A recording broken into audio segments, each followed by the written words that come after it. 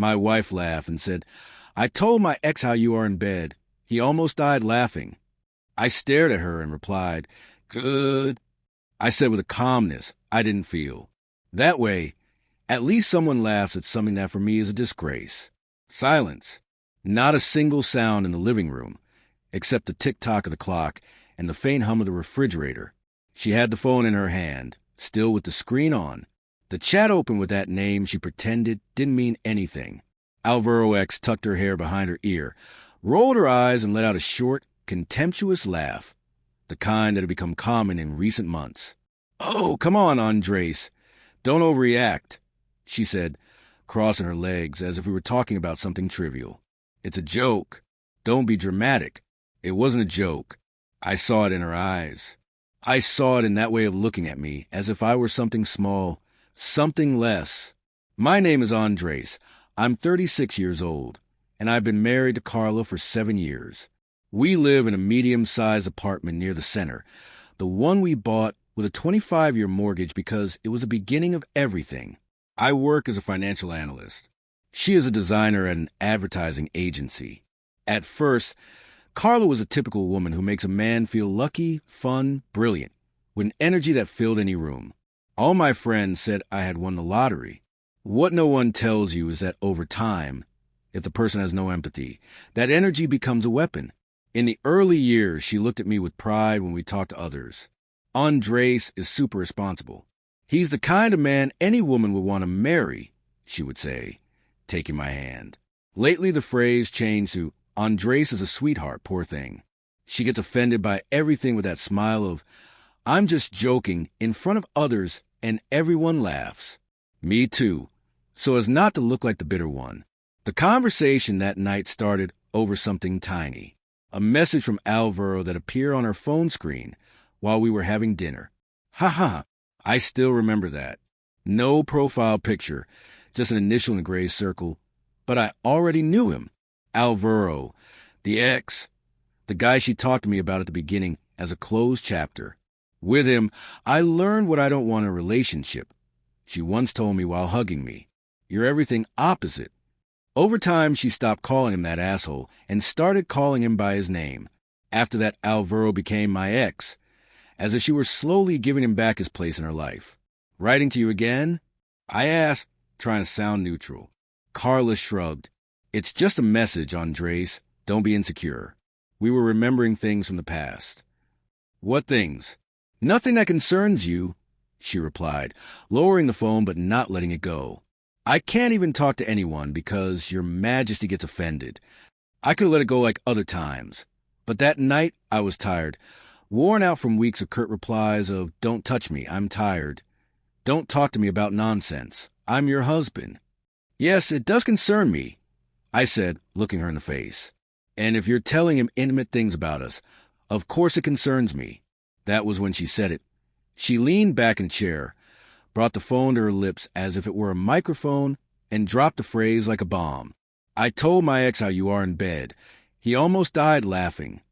And she laughed heartily with malice, as if she had just told the best joke of the night in a crowded bar. I felt heat rise from my stomach to my face.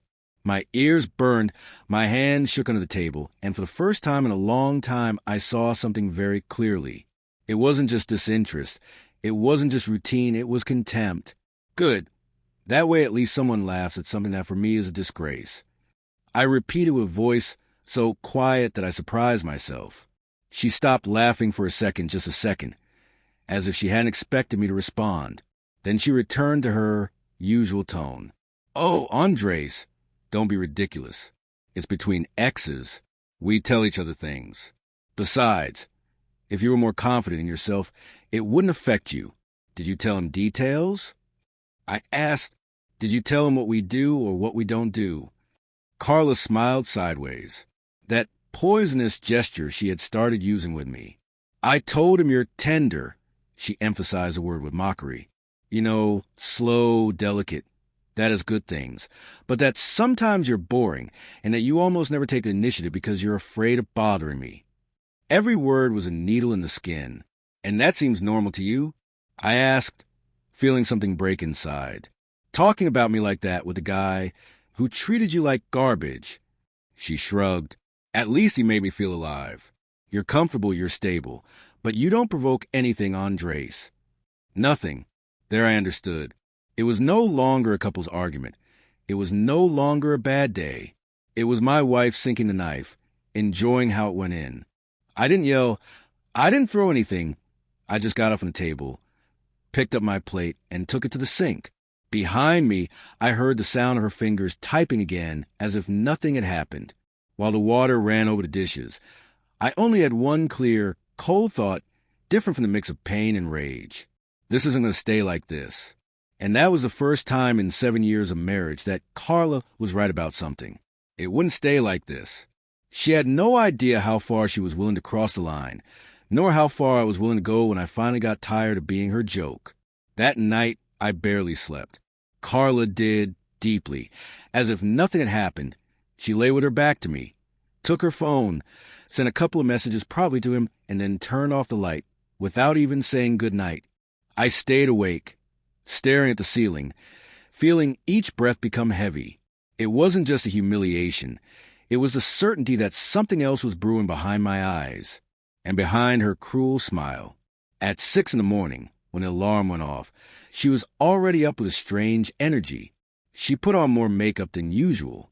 She tied her hair with a care she hadn't had for months, and chose a dress she almost never wore to work. Important meeting? I asked from the bathroom door. She didn't even turn around. Something like that, she answered while lining her lips. I don't have to explain every single thing I do. I didn't ask for an explanation. I just asked. Carla sighed. That long sigh that always made me feel like I was a burden. Andres, please, don't start first thing in the morning. I shut my mouth. What was the point of arguing? I had learned that my silence calmed her and wore me out. While we had breakfast, I noticed she wouldn't stop looking at the phone. Every vibration made her smile, but in a different way, a glow I no longer saw when I told her, "You look pretty. Is it Alvaro?" I asked directly. She stopped smiling. Don't you have the right to monitor what I do with my phone? I'm not monitoring. I'm just asking. Well, don't ask so much, she said, going back to her toast. You've been really heavy lately. Heavy, insecure, dramatic, ridiculous. She seemed to have an endless list of adjectives for me. Mid-morning, while I was at the office reviewing reports, I received an unexpected message from an unknown number. I'm Laura. I don't know if you remember we met once at the agency party. Do you have a moment? It took me a few seconds to place her. She was Carla's co-worker, the one who once came up to me to say, "Your wife is quite a character," in a tone hard to interpret. I replied yes, that we could talk. 5 minutes later, another message arrived. I need to tell you something, but not here. Can we meet today after work? My heart started pounding hard. It wasn't normal. No one gets involved in other people's problems without a reason. It's about Carla, I wrote. The answer came almost instantly. Yes, and I don't want to find out from someone worse. I felt a twist in my stomach. I looked at the time. My hands were shaking a little over the keyboard. Carla never spoke well of Laura. She said she was nosy, that she made things up, that she was always paying attention to everything. Maybe that's why she was looking for me now. Or maybe because there was something more. Anxiety began to turn into a mix of rage and fear. That afternoon, when Carla came to pick me up at the apartment because she insisted we leave only one car for economy, she was radiant. I hadn't seen that smile in months, but it wasn't directed at me. Why so happy? I asked as we headed to the underground parking. She fixed her hair with a flirtatious movement I didn't remember. Not everything revolves around you, Andres. There are good days, too. Good days with whom? I dared to say. She braked abruptly. Her gaze was pure ice. I'll tell you only once. Stop acting like you're my jailer. I talk to whoever I want. I go wherever I want and I tell whatever I want. Is that clear? I nodded, not because I agreed, but because I understood that I had mentally crossed a line. Carla was no longer in our marriage.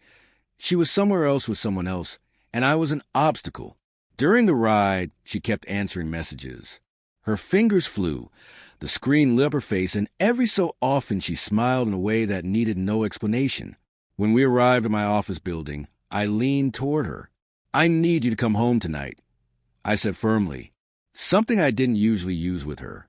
Carla raised an eyebrow. "And why?" "Because I want to talk to you." "Oh, Andres, what a drag." She rolled her eyes. "I have plans, important plans. I'm not going to cancel them to listen to more complaints." Carla, it's serious. "Well, I'm sorry," she said, touching the phone screen. "If you want to talk, let it be tomorrow or the day after. Don't count on me today." I got out of the car in silence. She drove off without saying goodbye. As I watched her car pull away, a certainty pierced me. What Laura wanted to tell me wasn't going to surprise me. It was only going to confirm it. And a part of me, the one that still hoped I was wrong, began to prepare to hear the worst. I waited for it all day.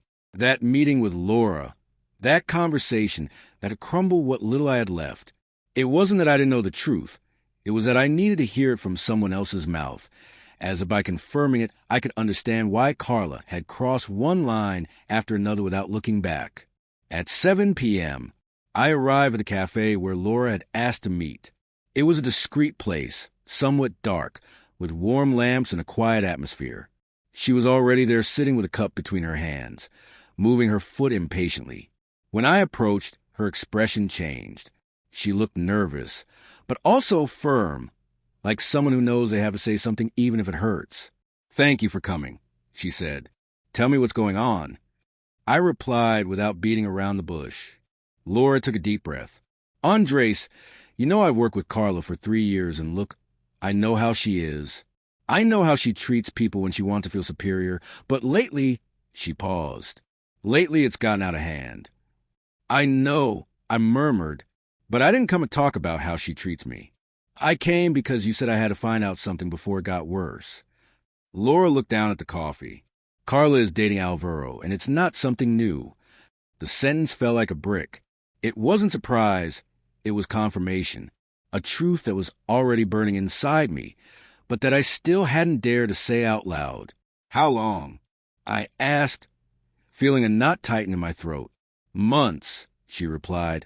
"I think since before she started talking about him as my ex again. First messages, then casual outings, and well, she doesn't hide it that much anymore. The whole agency knows." I ran a hand over my face. "The whole agency? Andres." Laura swallowed. "She mocks you a lot, and with details. Not just about her relationship with Alvaro, but about what you do, how you are, how you react when she belittles you." I felt a blow to the stomach. One thing is for someone to betray you in private. Another is for them to turn your pain into public entertainment. "The last time," Laura continued, lowering her voice, "she said you were so weak that even if you found out you wouldn't even be able to leave her, that she had you so controlled she could do whatever she wanted." I said nothing, just listened to the distant sound of the barista making coffee and the spoons clinking against the cups. My heart was pounding in my ears. "Why are you telling me?" I finally asked. "Why now?" Laura looked at me straight. "Because it's already too much, and because this morning, while she was getting ready in the agency bathroom, she told a co-worker that tonight she was finally going to do something she had been wanting to do for a long time, and she mentioned Alvaro." It sounded like she hesitated, choosing words as if they had planned something important. Something inside me froze. "Important like Andres, I think tonight she's going to stay with him. Not like other times. This is different. She talked about freeing herself, about closing a cycle with you once and for all. I don't know exactly what it means, but it didn't sound like a simple clandestine outing." I stared at the table for several seconds, trying to stay calm, trying to organize a mind that was falling apart in pieces. Laura put a hand on my arm. "You don't deserve this," she said softly. "No one does." "Thank you for telling me," I replied with a thread of voice. "Even if it hurts, I needed to know." She nodded. "Be careful what you decide to do. Carla is not an easy woman when she feels questioned. And Alvaro was never exactly a decent guy." I walked home. I couldn't feel my legs. The night had become thick, as if the air weighed. When I got to the apartment, the lights were off. Carla hadn't arrived, just as she had warned me, without even pretending. I walked through the empty living room, through the bedroom where the bed was still unmade, through the kitchen where the night before she had humiliated me. Every corner bore her mark. I stood in front of the hallway mirror. I looked tired, I looked broken, but I also saw something new, a determination that was beginning to take shape. If tonight she planned to free herself from me, I could also free myself from her. I just had to figure out how. And while I was thinking about it, my phone vibrated. A message from an unknown number. Alvaro here, ready to stop making a fool of myself. My blood froze. It wasn't casual. It wasn't an accident. They were together, and they wanted me to know. Alvaro's message stayed lit on the screen like an open wound. I reread it several times, not because I didn't understand it, but because my mind needed to process the magnitude of what was happening. Alvaro here, ready to stop making a fool of myself. It wasn't a mistake. It wasn't an accidental provocation. It was an invitation for me to participate as a forced spectator in my own humiliation. The silence of the apartment hit me again. Carla wasn't there. Her absence weighed more than her presence in recent months. I took a deep breath. I sat on the edge of the bed and thought about everything Laura had said about the months of mockery, the laughter, the hidden messages, the glow she no longer had with me, but did for him. I thought about how Carla had stopped seeing me as a man and had turned me into an easy target for her ego, an accessory that no longer matched her life. And then I decided that I wasn't going to let her have the last word. I replied only, "I'm ready." I didn't say more. I didn't need to. At 11 p.m., I heard the apartment door. Carla came in without any care, with slightly messy hair, clothes hastily straightened, flushed cheeks. She had that air of someone who comes from a place where they felt desired, celebrated, alive. That air she no longer breathed with me. "Oh, you're awake," she said, leaving her bag on the sofa without looking at me. I was sitting in the living room with the lights on, and my hands clasped, calm, too calm for what she expected. "Where were you?" I asked. Carla let out a soft, confident laugh. "Andres, please, don't start again. I already told you I had plans." With him, I insisted. Carla made a gesture of annoyance. "You're exhausting." "Yes, with him. Happy. Now stop the drama. I can't stand it." She sat on the edge of the armchair and looked at me with a mix of boredom and pity. "Andres, look." She slowly crossed her legs. "We can't go on like this. You're not enough for me. You haven't been for a long time. You just refuse to see it. Alvaro understands me. He makes me feel truly alive, and you're just here breathing, taking up space." She spat out each word with a confidence I didn't know she had, a confidence that came from knowing she was desired elsewhere. "And that's why you told him intimate things about us?" I asked. She smiled sideways. "Of course, why not? He and I talk about everything. Besides," she leaned toward me, "he knows things about me that you never understood. It's natural for me to compare." I felt the blow, but it didn't break me. Not this time. "Perfect," I said, standing up slowly. "Then I'm glad you've been honest." Carla frowned, unsettled. "And now what? Are you going to cry? Beg me to stay?" "Because I warn you I'm not going to beg you for anything," I interrupted. "I just want to give you something." I went to the dining table and took a folder I had prepared before she arrived. I placed it in front of her. Carla opened it lazily until she saw the contents. Her face changed color. What is this?" she stammered. "Proof," I replied calmly. "Screenshots of your conversations with Alvaro that someone from your dear agency had the courtesy to send me. Photos of you two entering the hotel together where you were 2 weeks ago. Your messages talking about me as if I were a clown. And more." Carla pulled back a little in the armchair, as if the folder burned her hands. "Andres, this you're exaggerating." "No, I'm making it official." I took out an envelope. "These are the separation papers. All that's missing is your signature. Tomorrow, when you wake up, I will have delivered my copies. You don't have to explain anything to me. I've drunk enough poison. Now it's your turn to live with the consequences." She looked at me with wide eyes, lost. For the first time in months, she didn't have a cutting phrase ready. "But Andres, you can't do this like this." "You started this," I replied, taking my coat. "I'm just finishing it." When I crossed the apartment door, I didn't feel relief nor rage. I felt something more powerful, dignity. As I went down the stairs, my phone vibrated. A message from Alvaro. "What did the Queen tell you?" She must be furious. I replied with a single sentence. "I leave her to you. Good luck." I didn't know if he understood the irony, but it didn't matter. That night, for the first time in a long time, I slept without weight on my chest. Carla and Alvaro could stay with each other, sink in the same puddle they had created. I, on the other hand, had taken the first step out of hell. And although the road would be long, at least I was no longer walking with my eyes closed.